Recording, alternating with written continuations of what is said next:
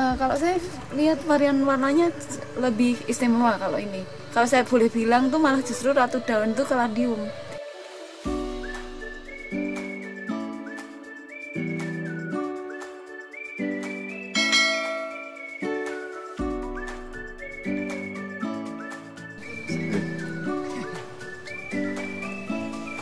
2018 saya mulai suka lagi.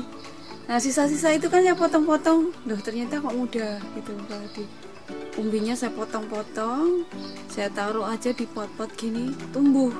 Nah setelah itu rasa ini pengen, oh ternyata keladi mudah. Terus mulai satu-satu nambah koleksi. Terus akhirnya jadi banyak. Awalnya saya cuma di Bukalapak kan kok sepi ya. Terus 4 bulan terakhir ini di Shopee paling ramai. Ada 2 bulan terakhir nih paling banyak permintaannya ini, sampai pada kosong bibitan. Ukuran segini itu udah aku bongkar terus potong atasnya, ditanam. Terus umbinya itu tak potong-potong lagi, cuma ditaruh di pot-potnya gini. Itu ternyata tumbuh. Nah berawal dari situ tuh aku semangat banget nanam. Jadi kalau sekarang istilahnya naik harga itu ya istilah anggap aja itu bonus. Yang penting menurut saya ya seneng dulu. Kalau nggak seneng nanti cuman ikut-ikutan, akhirnya juga udah nggak ini. Kalau aku nggak laku tetap ditanam karena emang seneng. Aku punya prinsip gini, apapun suatu saat ada yang butuh. Aku apa aja ditanam, sampai kembang telang aja ditanam. Nah, nanti kalau pas kebetulan harga bagus ya itu kan anggap aja bonus gitu. Apa aja ditanam loh mas, aku ada daun nilam, daun kumis kucing, apa aja ditanam. Suatu saat ada yang datang, mereka cari di tempat lain nggak ada, aku ada. Nah di situ kesempatan untuk jual tinggi, istilahnya pasar monopoli.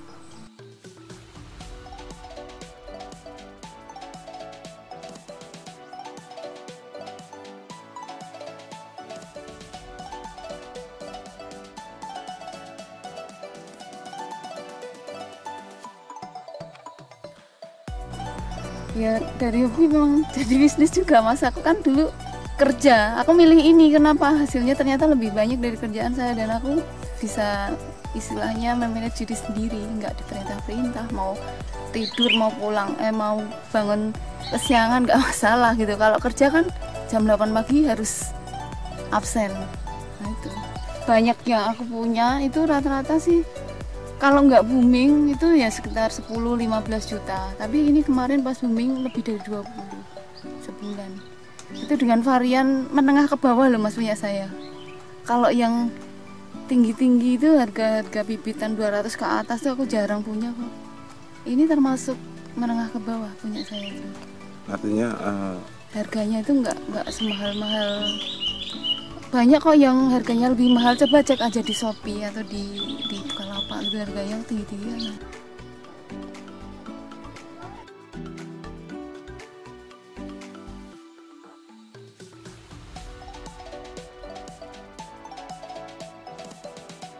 Memang kalau saya istilahnya tanaman itu pokok mas, jual beli tanaman, menanam. Jadi semua yang ada aku tahu manfaatnya itu saya tanam.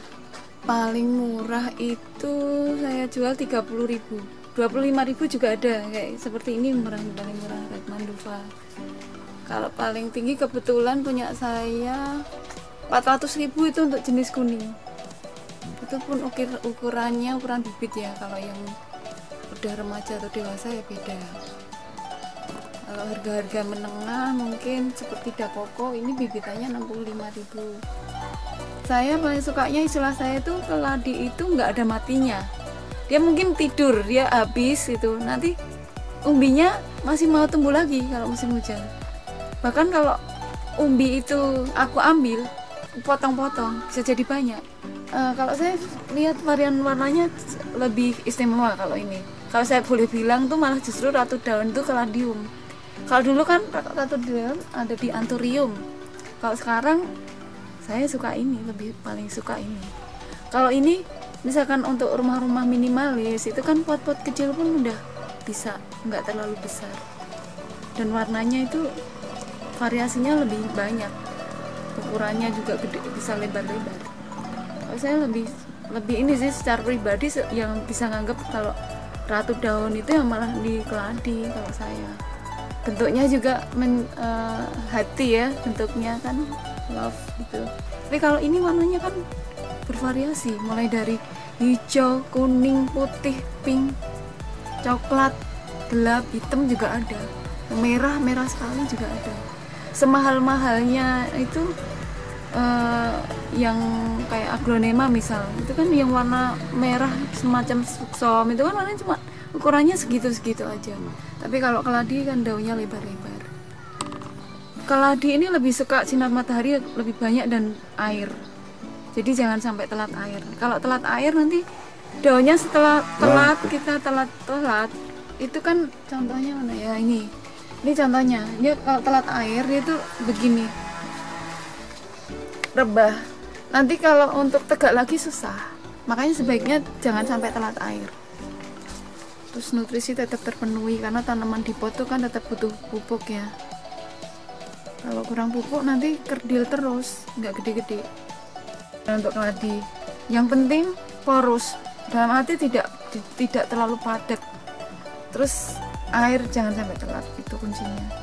Pupuk, kalau pupuk saya lebih suka yang slow release. Jadi kalau kebanyakan pun dia nggak apa-apa.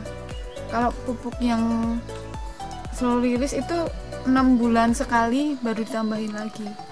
Contohnya ada Osmocote atau Dekastar, merek pabrikan itu.